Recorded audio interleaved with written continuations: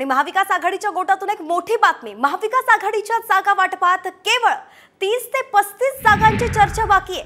उरलेल्या जागांवरती एकमत झाल्याची माहिती सूत्रांनी साम टीव्हीला दिली आहे। आगामी विधानसभेसंदर्भातली ही महत्त्वाची बातमी। राज्यातील 288 जागांपैकी महाविकास आघाडीच्या गोटात केवळ 30 ते 35 जागांची जी आहे त्यासाठी एकमत होणं बाकी आहे। बाकी सर्व जागांवरती जागा निश्चित झाल्या आहेत।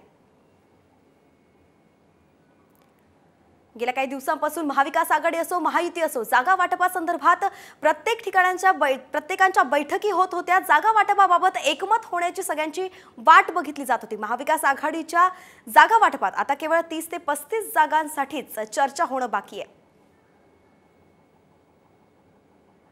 सुनील काळे आपले प्रतिनिधी आपल्या सोबत जोडले गेले। सुनील, केवळ 30 ते 35 जागांची चर्चा बाकी असल्याची माहिती आहे, काय नेमकं अपडेट?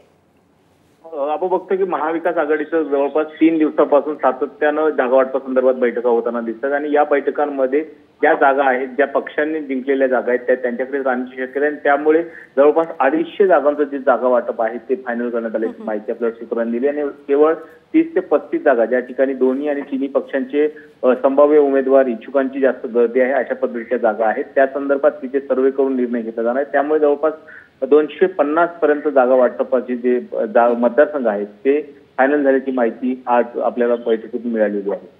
धन्यवाद सुनील सविस्तर अपडेटसाठी। तर जवळपास 250 जागांवरती उमेदवार निश्चित झाल्याची माहिती आहे। 30 ते 35 जागांची चर्चा केवळ आता व्हायची बाकी आहे। महाविकास आघाडीच्या गोटातून आगामी विधानसभेच्या पार्श्वभूमीवर मोठी बातमी।